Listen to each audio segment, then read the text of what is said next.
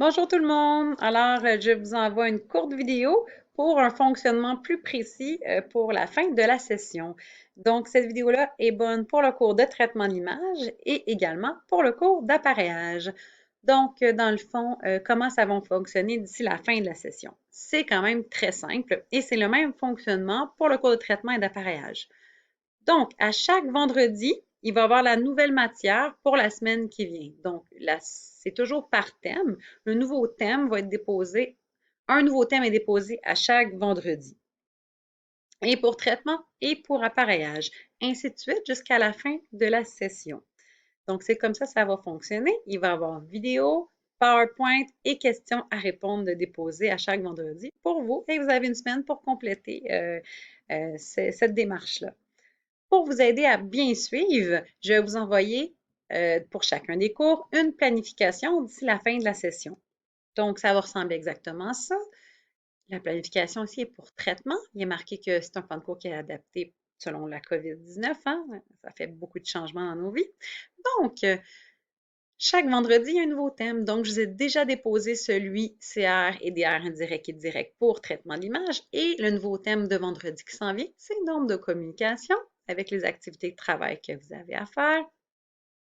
1er mai au 7 mai, résolution de l'image et pré-traitement, ainsi de suite jusqu'à la fin, en fait, de la session. C'est la même chose pour appareillage. Je vais vous envoyer une planification avec les thèmes et qu'est-ce qu'il va y avoir à faire. Bon, c'est quoi la fin de la session? C'est quoi qui nous reste à faire? Ça va être quoi l'évaluation? C'est sûrement cette question-là que vous vous posez beaucoup. Donc, je vais juste montrer, et vous pouvez aller le voir aussi, le calendrier du cégep. Donc, on a diminué à 13 semaines pour le total des semaines pour la session et il nous en reste que quelques-unes pour terminer la session. Donc, la date officielle de fin de session est le 5 juin pour les évaluations finales. Ensuite, les notes doivent être remises au plus tard le 12 juin.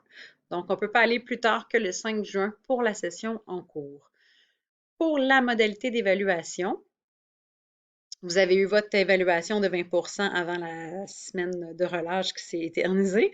Et ce qui a été décidé avec la conseillère pédagogique et la direction des études, c'est qu'il n'y aurait qu'une seule évaluation finale.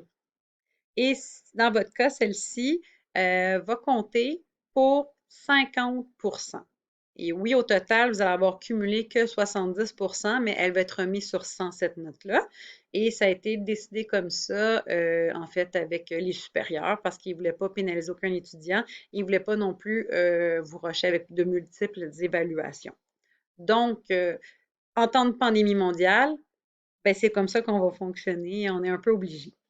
Donc, votre 20 est toujours cumulé et il va rester une évaluation finale de 50 qui va être à remettre le 5 juin. Ça ne sera pas une évaluation online live, ça va être une étude de cas qui va vous être envoyée avec plusieurs questions à répondre et vous allez devoir compléter cette étude de cas et la remettre au maximum le 5 juin. Vous allez avoir 10 jours pour la compléter. Je vais vous la déposer 10 jours avant le 5 juin et vous allez avoir à la remettre au maximum le 5 juin.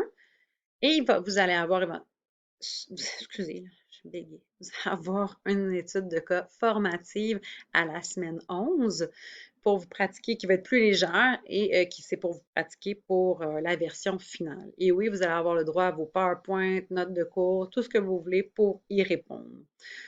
Donc, ce que je peux vous suggérer, c'est de bien suivre les thèmes à chaque semaine et de ne pas vous gêner pour m'écrire si vous avez des questions, soit par Mio ou soit donnez-moi des disponibilités avec votre numéro de téléphone que je puisse vous rejoindre et qu'on puisse régler vos questions que vous avez par téléphone. Si c'est ça que vous préférez, je vous le propose. Ça fonctionne beaucoup comme ça à l'université et c'est selon votre préférence. Donc, je veux juste vous accommoder pour qu'est-ce qui va le plus être favorable pour vous dans votre apprentissage. Donc, gênez-vous pas.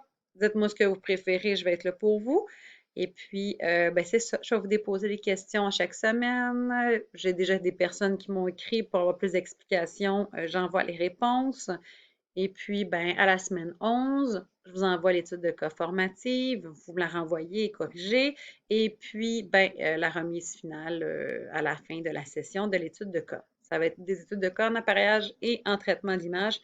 C'est ce qui rend vraiment le plus accessible le mode à distance. Donc, ça va ressembler à ça pour les deux cas. Et puis dans les deux cours, c'est la même chose, ça va être une note de 70% qui va être remis sur 100. Là, c'est sûr que j'ai pas, cette vidéo-là n'est pas la vidéo qui explique exactement c'est quoi l'étude de cas. Ça va être dans un autre temps. Donc, cette petite vidéo-là, c'était que pour faire la planification d'ici la fin de la session. Donc, je vous envoie tout ça. Puis, si vous avez des questions, gênez-vous pas. Je vous souhaite une belle fin de journée. Au revoir. Prenez bien soin de vous et des vôtres. Bye.